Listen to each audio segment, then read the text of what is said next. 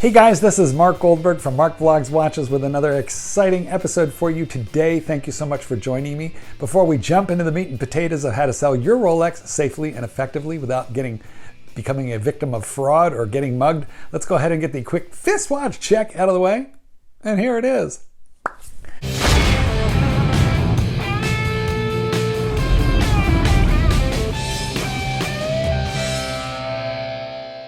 Today I'm wearing a Rolex Sky Dweller, and I know it's going to be really hard to see in this light, so I'm going to drop a picture of it in right here. What I love most about this particular Sky Dweller is that creamy white dial. Remember, throw a like on this video and please subscribe so we can do the rest of the year together. And finally, watch to the end of this video. I'm going to give you my secret method of keeping eBay as safe as possible for a seller, and that's at the end of the video. So watch all the way through and learn how to do eBay safely. Guys, the world has gone topsy-turvy. 2020 is starting with a smack in the face to most of us. In fact, really, I think it's safe to say one way or another, all of us. If you have been hit by a giant economic wet fish right in the face, you may find yourself in the unenviable position of having to sell off an extraneous asset or two. So let's assume for a moment that you've got a Rolex Submariner and you're willing to part with it to raise cash, maybe get a couple months worth of mortgage payments out of it, who knows what. Anyway, selling a Rolex can be a very daunting and scary process. Now, if you go back pre-Corona, right, and you wanted to sell to a watch dealer, that was probably your safest and easiest bet. And quite frankly, it still is. So the very first thing that I'm going to talk about a little bit is selling to a dealer. Now, you know who these guys are. You see them on the channels all the time. But you want to be doing some research because it's very important that you select a dealer who is well known. There are lots of guys who are just dealers off of the Facebook forums. And if you've been in a Facebook forum and you participate and you know somebody with tremendous feedback for many years, that's fine. Then you can go ahead and make that deal. But if you really don't know what you're doing, and that's probably you or you wouldn't be watching this video, then I would avoid selling off of a Facebook group or a Facebook forum. I would avoid Facebook altogether for the purposes of your sale. Instead, what I would do is I'd be calling somebody like Kenny Nguyen from Jewelers on Time, David S.W., Del Rey Watches, CRM Jewelers in Miami, or any number of other guys of this type. In fact, these are the folks that you should be talking to at this point if you are not super knowledgeable and you want to sell a Rolex. Okay, here's the unfortunate reality. Prices are going to be dipping a little bit, and these guys are all going to be very careful about overpaying for stock in a plummeting economy, right? So if you think you're going to sell your Rolex to these folks for $9,000, you got another thing coming.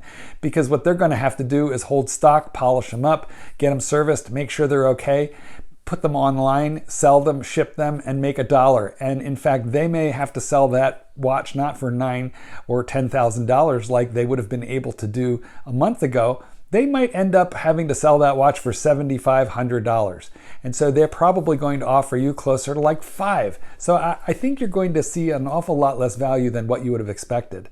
So what's the upside potential of selling to a recognized, well-known watch dealer? Well, it's definitely not price. However, it is certainly security. They're going to take your watch. They are going to wire transfer money to you. It's going to be a safe transaction if you're dealing with somebody who has a well-known and good reputation.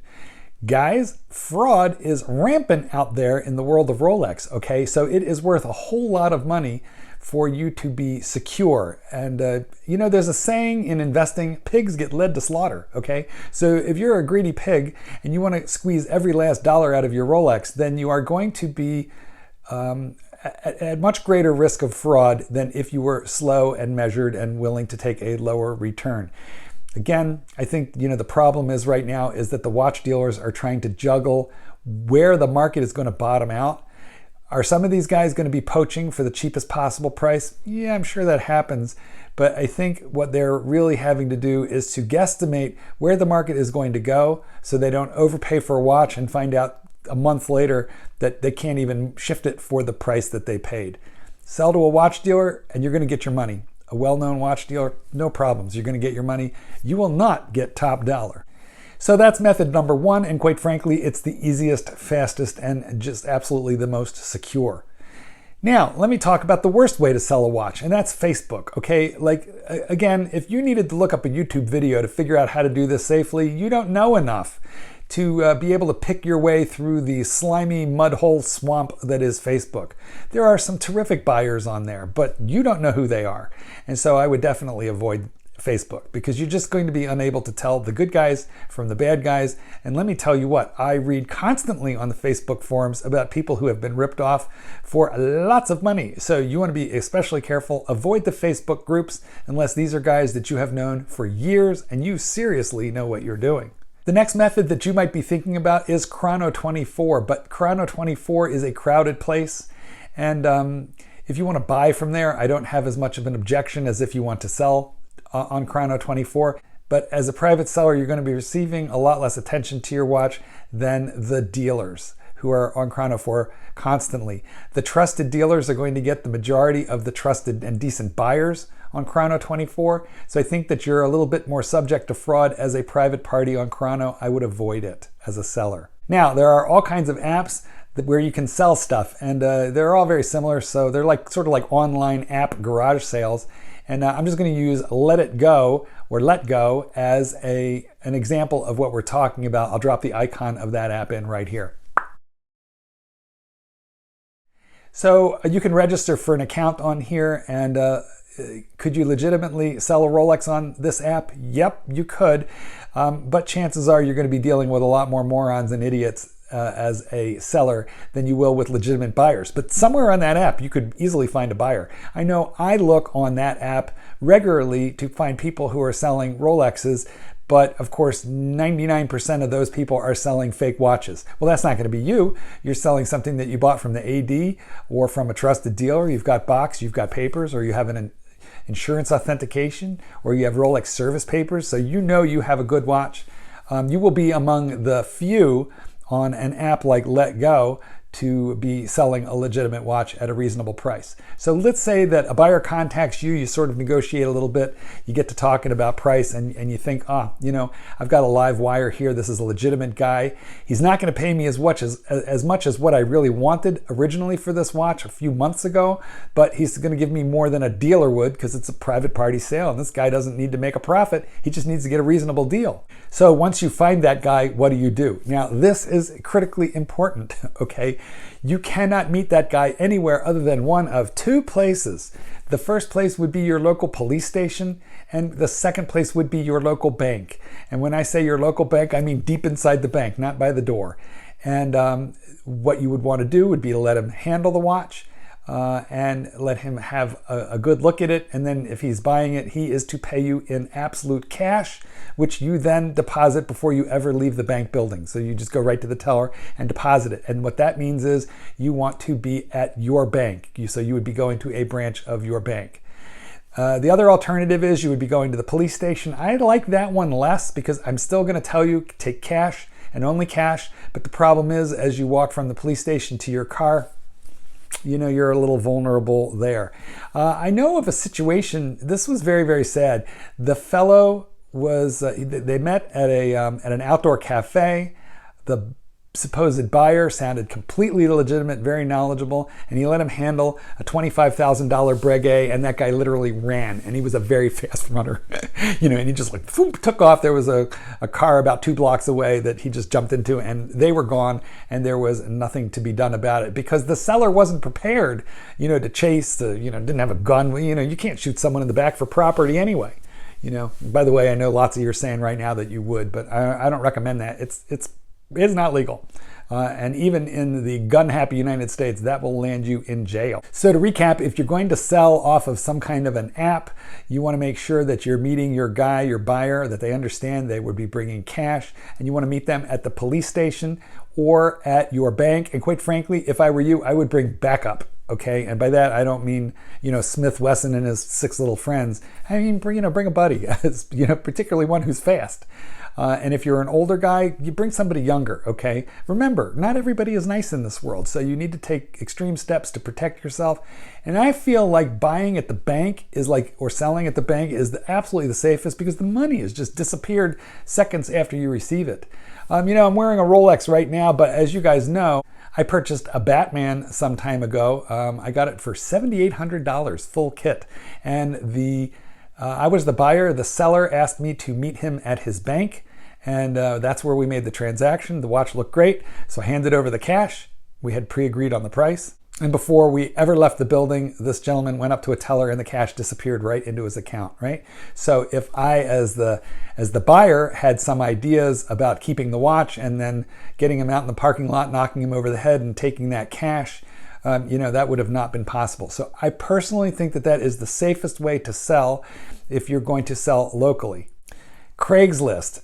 Same holds true. If you put your watch up on Craigslist, then you only want to meet people at the bank or at the police station, and I would put that right into the Craigslist ad, just because there are too many people who patrol Craigslist looking for, the weak guy, the guy who's about to make a mistake. And these people are smart. The fraudsters have all kinds of baloney reasons, that they can't bring cash or they're going to meet you somewhere else. Or guys, if anything smells fishy, you just bail. It is entirely that simple. Now, I'm sure I don't need to say this before we talk about eBay, but I'm going to say it anyway. You want to be very careful about giving out your actual phone number, your address. Don't ever give out your address, that kind of stuff. If you feel like you need to give somebody a phone number, then register for Google Voice. That's an app that gives you a second and free phone number that is different than your own. It's a layer of protection and security between you and whomever. Well, guys, I saved the big gun for last, and that's eBay. I'm going to blast through a little bit about how to sell on eBay. And here are the most critical things that I can tell you that I do when I'm selling something expensive on eBay. First, I don't do an auction. I set a price for the product, okay? So let's say it's my Rolex Submariner. The first thing I want to do before creating that price is I want to go and I want to look up the exact watch that I'm selling, and then I want to click into the tabs and I want to look for sold watches. So I want to look for completed and sold on that exact same item so I can see what prices are going for in the last couple of months. If you do that, it will show you the most recent sales. And that's critical because you got to know what to ask. And quite frankly, here's what you want to do. You want to ask a high price. So let's say that your goal is to get $8,750 for your watch. I would be putting it up for, like maybe $1,000 more than that. Not as an auction, as a buy it now price, but this is the critical part, fellas. I would enable make an offer, okay? I would enable make an offer. I put a price tag that I'm pretty sure nobody's gonna pay, but I don't want them to think I'm crazy either, so I wouldn't put it up for $15,000. I'm just gonna put it up high, and I'm gonna enable make an offer. When I get offers, I'm gonna look at two things. Well, first, of course, I'm going to look at the amount of the offer, but this is super important and critical. I'm going to look at the feedback. I'm going to look at the feedback on my buyer, the guy who's making the offer. And if it's a really expensive product and that feedback is like less than 100, and if his account is less than 2 or 3 years old, I don't want this guy. Okay, I don't want this guy.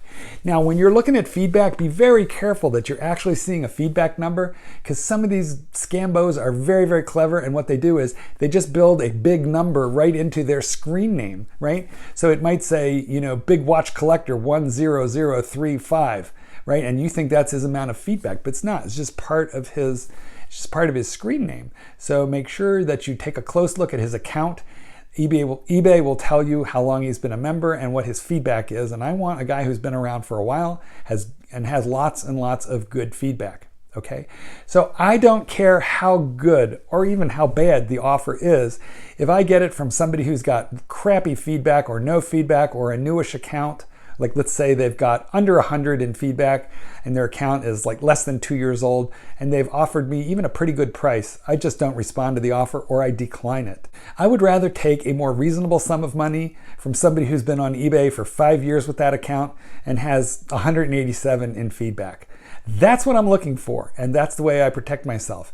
Now, of course, it's important that you understand that as the seller, you have very minimal protections that are offered through eBay and PayPal. As the buyer, we can make another whole video on how to buy on eBay. It's a lot safer than selling, which is why I'm telling you, you have to be very careful to select your buyer more carefully even than you select your price. Your buyer is way more important than the price. Because as the seller, you have very few protections. Remember, you're going to be paying 10% to eBay as a commission, and you're going to be paying 3% to PayPal.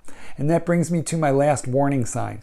I don't care who the guy is. the buyer of your watch, if he texts you anything about shipping, cancel the sale.